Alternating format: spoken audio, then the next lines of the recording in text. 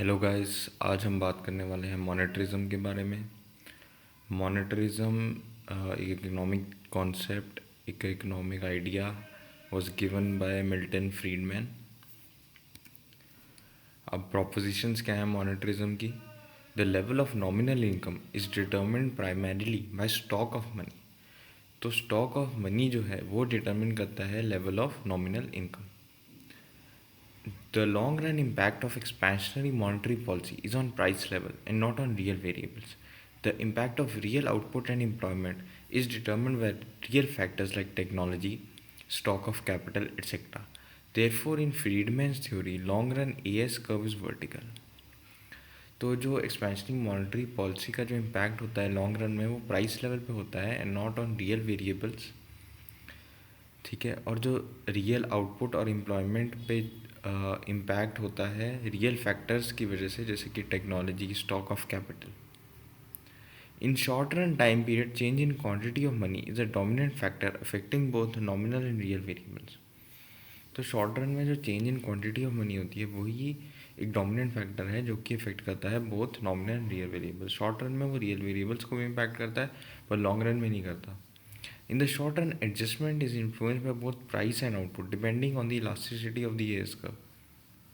Price, according to Friedman, remains sticky in the short run and fully flexible in the long run. So price is sticky in the short run and flexible in the long run.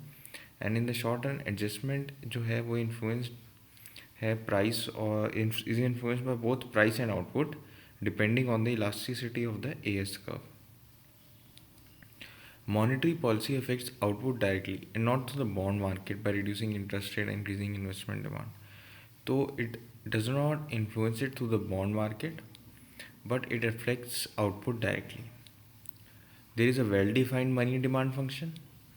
Money is the only variable that matters, but Friedman opposed any counter-cyclical monetary policy to control economic fluctuations because they were opposed to any fine-tuning of the economy by the government. So he was opposed to any fine tuning of the economy by the government, and he opposed government interference. Also, he opposed any counter-cyclical monetary policy to control economic fluctuations. ठीक है, Friedman ने suggest किया था एक stable monetary policy हो, that is a constant growth rate of money to ensure economic stability.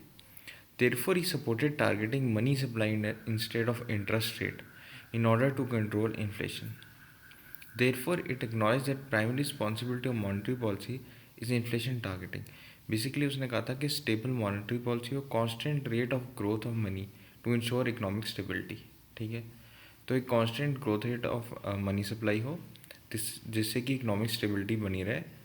पर आजकल जो हम देख रहे हैं सिस्टम वो इन्फ्लेशन टारगेटिंग का है और constant growth rate of money supply I don't think India तो फॉलो नहीं करता है और बाकी भी कम ही कंट्रीज फॉलो कर रही हैं। Monetarism assume that private sector is always stable and all fluctuations in the economy are caused by mistakes of the government. Therefore, according to them, even Great Depression was due to wrong timing of monetary policy. तो private sector को stable assume करता है और all fluctuations in the economy are caused by mistakes of the government. Therefore, according to them, even Great Depression was due to wrong timing of monetary policy. तो great depression भी जो था उसमें मॉनेटिस्ट ने argue किया था कि मनी सप्लाई की ग्रोथ जो थी it was not sufficient, it was not growing, इस वजह से ग्रेट डिप्रेशन हुआ था। और मॉनेटरिस्ट जो हैं वो फ्री मार्केट्स के प्रोपोनेंट्स हैं ज़्यादातर।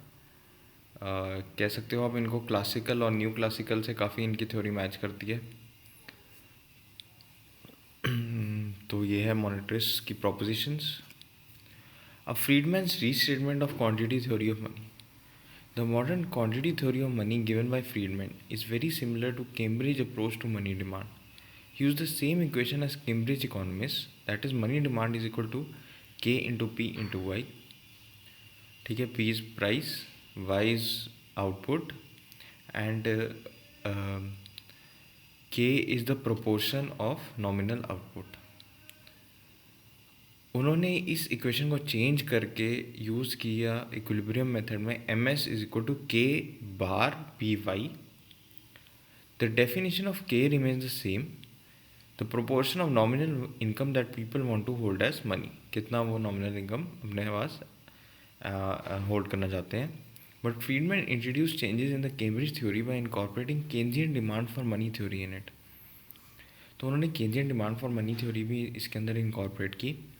He acknowledged that money demand is an alternative in terms of other assets, but unlike Keynes, he did not classify all other assets as bonds. He identified different categories of assets like bond, equity, gold, and gave the theory that people could hold any of these assets as alternative to money. तो उसने कहा था कि Keynes ने तो कहा था कि मनी है और बॉन्ड्स हैं, पर इसने different categories of assets classify किए हैं, जैसे कि बॉन्ड हो गया, इक्विटी होगी, गोल्ड होगी. और उसने कहा था कि people could hold any of these assets as alternative to money. Therefore Friedman money demand function is given by M D is equal to K R D R E R B into P into Y.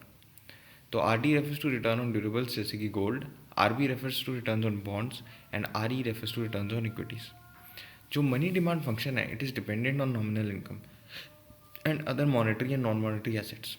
The definition of K in Friedman's theory is well defined, and therefore he did not believe that money demand function will be unstable or erratic. K की definition well defined है, इसलिए money demand function भी well defined है. According to Friedman, it will remain stable and any increase in money supply by the government will definitely increase nominal income or decrease return on other asset, but he suggests that larger impact will be on nominal income. तो money supply की increase होने से nominal income पे भी impact आएगा, will increase nominal income and decrease the return on other assets, but जो ज़्यादा impact आएगा वो इंक्रीज इन नॉमिनल इनकम होगा.